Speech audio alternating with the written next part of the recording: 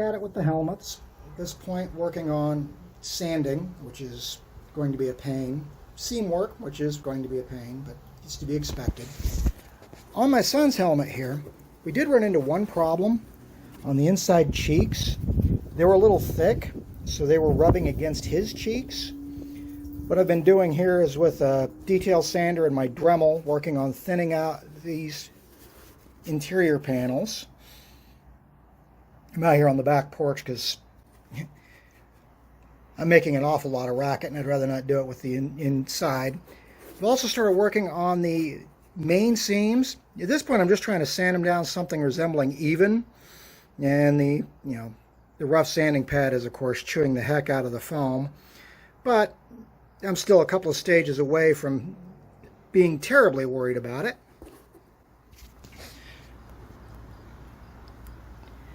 We're making progress.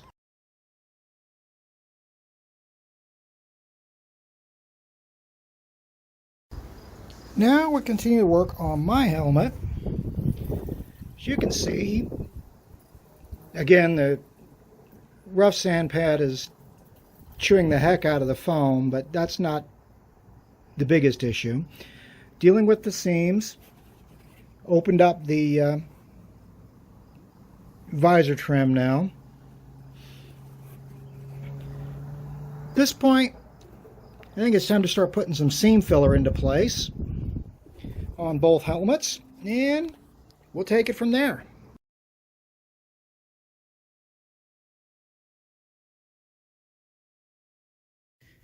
Alright, taking a couple of different approaches to the seam filling on these things.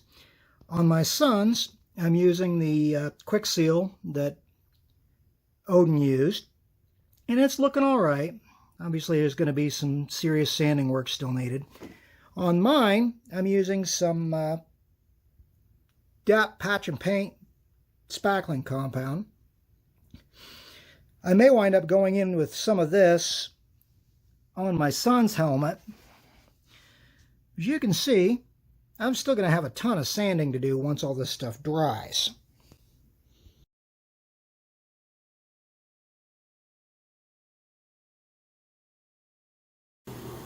Alright,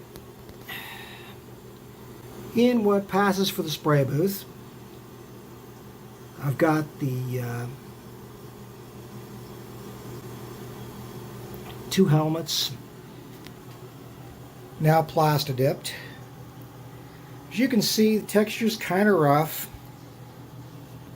although my son and I have agreed that it still looks alright. And on mine, I think mine actually may be rougher than his.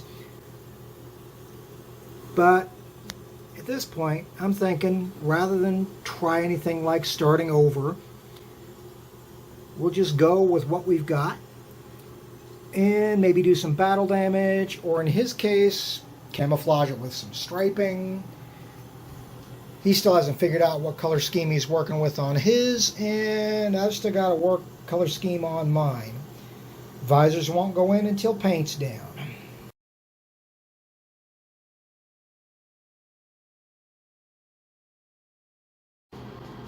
Okay, at this point, base color is now in place on both helmets. What I'm using is this Rust-Oleum soft flat iron. It's basically a flat gunmetal. As you can see, it's got a nice coverage. There are still flaws showing in the helmet, but at this point, I'm not too worried about the flaws. My son's helmet in base and my own. Again, flaws are showing, but as you can see, it's a nice uniform color. And it definitely gives us a good start.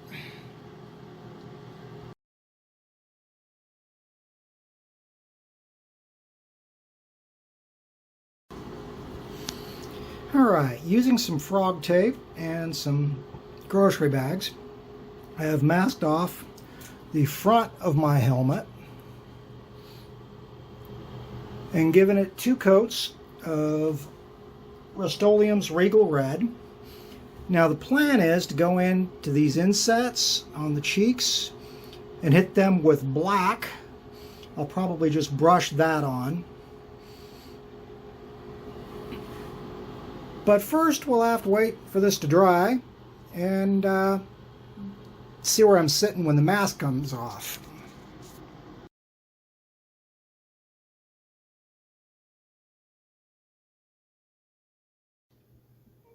Okay, at this point the masking is off. I do have to touch up a little there where my mask is actually covering over the earpiece. And over here on the other ear, I did have some bleed through on the mask. I'll just decant some of the gunmetal, or the gunmetal I'm going to use to darken those anyway. But all in all, we are getting there.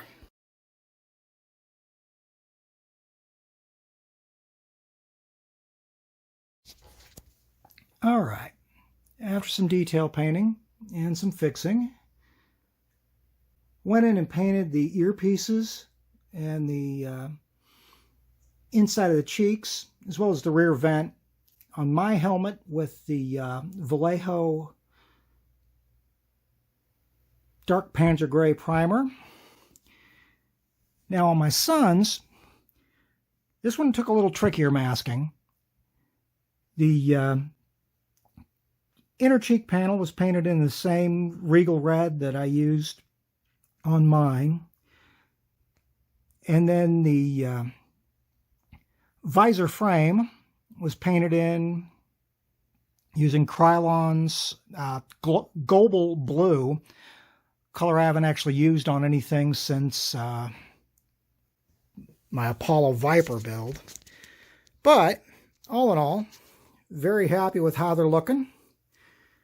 We're still debating on the rest of the details to put on my son's helmet, but we're coming right along.